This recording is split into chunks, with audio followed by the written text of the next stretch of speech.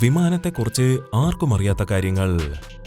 Hello friends, top 10 മലയാളത്തിലെ പുതിയൊരു വീഡിയോയിലേക്ക് എല്ലാവർക്കും സ്വാഗതം.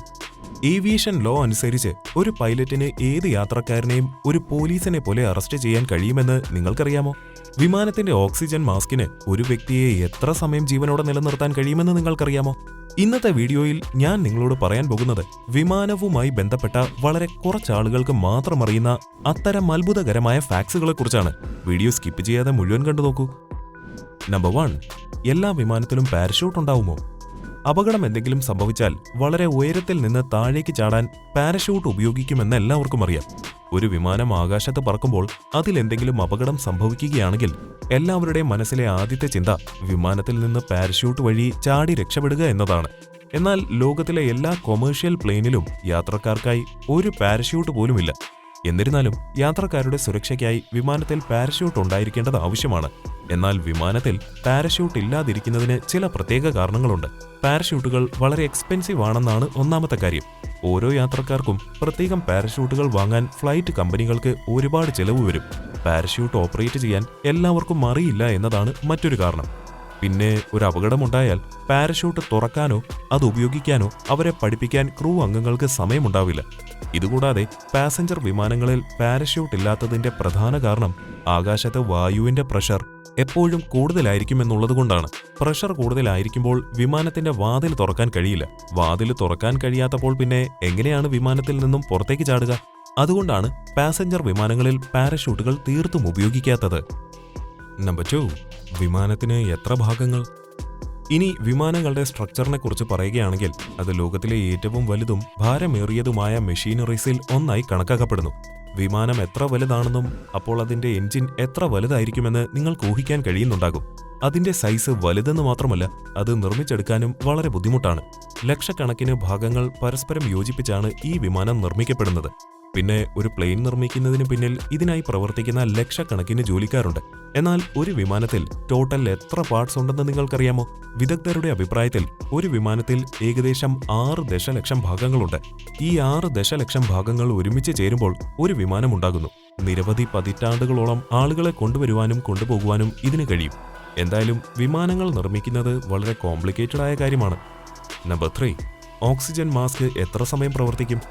നിങ്ങൾ വിമാനത്തിൽ യാത്ര ചെയ്തിട്ടുണ്ടെങ്കിൽ നിങ്ങൾക്കറിയാമായിരിക്കും, എല്ലാ വിമാനത്തിലും എമർജൻസി കണ്ടീഷൻസിന് വേണ്ടി ഓക്സിജൻ മാസ്കുകൾ ഉണ്ടായിരിക്കും. വിമാനത്തിന് എന്തെങ്കിലും അപകടങ്ങൾ സംഭവിച്ചാൽ ഈ ഓക്സിജൻ മാസ്കുകൾ യാത്രക്കാർക്ക് ശ്വസിക്കാനായി നൽകുന്നു. എന്നാൽ ഈ ഓക്സിജൻ മാസ്കുകൾ എത്ര നേരം പ്രവർത്തിക്കുമെന്ന് നിങ്ങൾക്കറിയാമോ? ഈ മാസ്കുകൾക്ക് 15 മിനിറ്റ് മാത്രമേ ഓക്സിജൻ നൽകാൻ കഴിയൂ എന്നറിഞ്ഞാൽ നിങ്ങൾ ഉറപ്പായും ആശ്ചര്യപ്പെടും.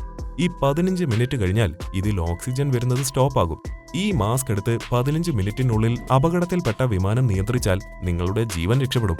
എന്നാൽ വിമാനത്തിൽ വലിയ തകരാറ് സംഭവിച്ചാൽ 15 മിനിറ്റിന് ശേഷം ഓക്സിജൻ നിലയ്ക്കുകയും വിമാനത്തിലുണ്ടായിരുന്ന യാത്രക്കാർക്കെല്ലാം വളരെ ബുദ്ധിമുട്ടുണ്ടാക്കുകയും ചെയ്യും.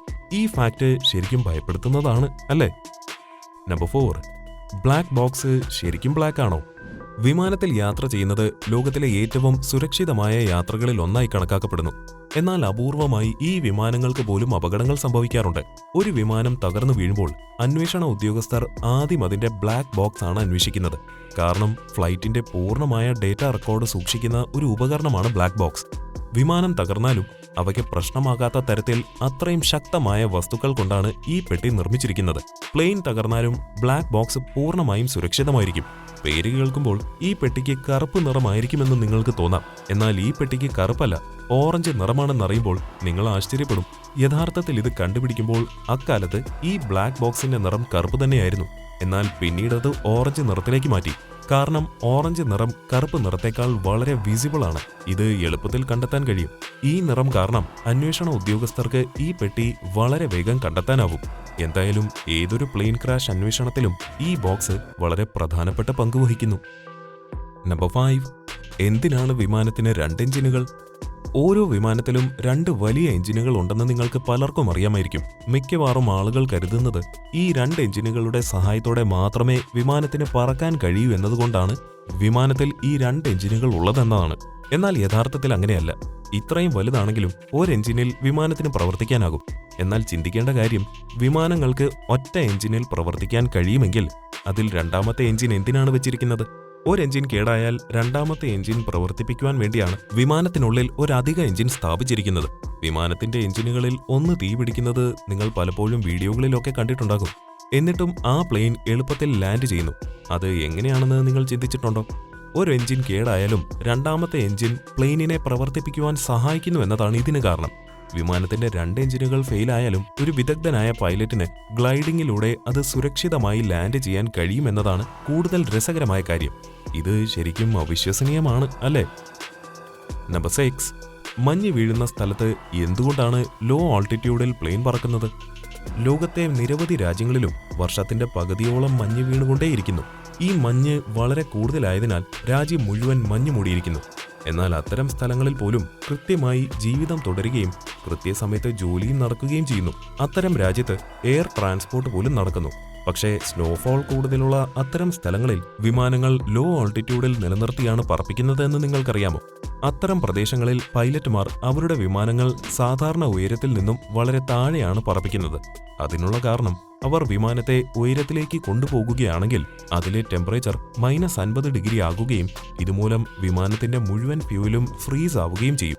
വിമാനത്തിന് ഇന്ധനം ലഭിക്കാതെ വരുമ്പോൾ പെട്ടെന്നത് താഴേക്ക് വീഴുകയും ഒപ്പം വിമാനം തകരുകയും ചെയ്യുന്നു. അതുകൊണ്ടാണ് പൈലറ്റുമാർ ഉയർന്ന ഉയരത്തിൽ വിമാനം കൊണ്ടുപോകാത്തത്.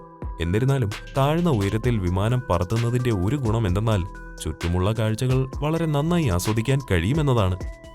നമ്പർ 7. പൈലറ്റിന് ആളുകളെ അറസ്റ്റ് ചെയ്യാനുള്ള അധികാരമുണ്ടോ? നമ്മൾ പൈലറ്റുമാരെ കുറിച്ച് പറയുകയാണെങ്കിൽ അവരുടെ ജോലി ലോകത്തിലെ ഏറ്റവും കൂളസ്റ്റ് ജോലികളിൽ ഒന്നായി കണക്കാക്കപ്പെടുന്നു. അവർ സൗജന്യമായി ലോകം മുഴുവൻ കറങ്ങുന്നു. മാത്രമല്ല അവരുടെ സാലറിയും വളരെ ഉയർന്നതാണ്. എന്നാൽ അവരുടെ ജോലി എങ്ങനെ രസകരമാണെന്നതുപോലെ തന്നെ അതിന്റെ വലിയ കോംപ്ലിക്കേഷൻസുമുണ്ട്. ഒരു വിമാനം പറന്നുയരുമ്പോൾ വിമാനത്തിന്റെ മുഴുവൻ ഉത്തരവാദിത്തവും പൈലറ്റിനായിരിക്കും. വിമാനത്തിൽ എന്തെങ്കിലും പ്രശ്നമുണ്ടായാൽ പൈലറ്റിനല്ലാതെ മറ്റാർക്കും അത് കൈകാര്യം ചെയ്യാൻ കഴിയില്ല. ഒരു കൊമേഴ്ഷ്യൽ പ്ലെയിനിന്റെ പൈലറ്റ് അത് ഓപ്പറേറ്റ് ചെയ്യുക മാത്രമല്ല ആവശ്യമുള്ളപ്പോൾ ഒരു പോലീസുകാരനായി പ്രവർത്തിക്കുകയും ചെയ്യുന്നു. ഉദാഹരണത്തിന് വിമാനത്തിലെ ഒരു യാത്രക്കാരൻ ഫ്ലൈറ്റ് സമയത്ത് എന്തെങ്കിലും തരത്തിൽ ബുദ്ധിമുട്ടിക്കാൻ ശ്രമിച്ചാൽ നിയമപ്രകാരം ഈ യാത്രക്കാരനെ അറസ്റ്റ് ചെയ്യാൻ പൈലറ്റിന് അധികാരമുണ്ട്. പൈലറ്റുമാർക്ക് പോലീസിനെ പോലെ ഹാൻഡ് കഫ് നൽകുന്നു. അങ്ങനെ അവർക്ക് പോലീസുകാരെ പോലെ ആളുകളെ അറസ്റ്റ് ചെയ്യാൻ കഴിയും. നമ്പർ 8. പൈലറ്റിന്റെ ക്യാബിൻ എല്ലാവർക്കും കാണാൻ കഴിയുമോ? നിങ്ങൾ ഒരു വിമാനത്തിൽ യാത്ര ചെയ്തിട്ടുണ്ടെങ്കിൽ നിങ്ങൾ പൈലറ്റിന്റെ ക്യാബിൻ കണ്ടിട്ടുണ്ടാകും. വിമാനത്തിന്റെ ഏറ്റവും സേഫ് ആൻഡ് സെക്യൂർ ഭാഗമാണ് പൈലറ്റിന്റെ ക്യാബിൻ എന്ന് നിങ്ങളിൽ വളരെ കുറച്ച് ആളുകൾക്ക് മാത്രമേ അറിയൂ. പൈലറ്റിന്റെ ക്യാബിൻ ഒരു പൈലറ്റിനല്ലാതെ മറ്റാർക്കും തുറക്കാൻ കഴിയില്ല. പൈലറ്റിന്റെ ക്യാബിനുള്ളിൽ ഇരിക്കുമ്പോൾ അത് ഉള്ളിൽ നിന്ന് മാത്രമേ തുറക്കാൻ കഴിയൂ. പൈലറ്റിനല്ലാതെ മറ്റാർക്കും ഈ ജോലി ചെയ്യാൻ കഴിയില്ല. ഈ ക്യാബിനു പുറത്ത് ഒരു കോഡ് സ്ക്രീൻ ഉണ്ട്. എന്നാൽ അതിൽ കോഡ് ശരിയായി എൻ്റർ ചെയ്താലും പൈലറ്റ് അകത്തുനിന്ന് അനുമതി നൽകുന്നതുവരെ ക്യാബിൻ തുറക്കാൻ കഴിയില്ല. ഇതുമാത്രമല്ല, ക്യാബിൻ തുറന്ന് കുറച്ച് സെക്കൻഡുകൾക്ക് ശേഷം ഇത് സ്വയം അടയുകയും ചെയ്യുന്നു. എന്നാൽ ചിന്തിക്കേണ്ട കാര്യം പൈലറ്റിന്റെ ക്യാബിൻ എന്തിനാണ് ഇത്ര സുരക്ഷിതമാക്കിയിരിക്കുന്നതെന്നാണ്. വിമാനം ഹൈജാക്ക് ചെയ്യപ്പെടാതെ സൂക്ഷിക്കാനും ഒരു വ്യക്തിക്ക് വിമാനത്തിന്റെ ഓപ്പറേറ്റിംഗ് സിസ്റ്റത്തിലേക്കും ആക്സസ് ചെയ്യാതിരിക്കാനുമാണ് ഇങ്ങനെ ചെയ്തിരിക്കുന്നതിന്റെ ഉദ്ദേശ്യം. നമ്പർ 9. വിമാനം പറപ്പിക്കാൻ എളുപ്പമാണോ?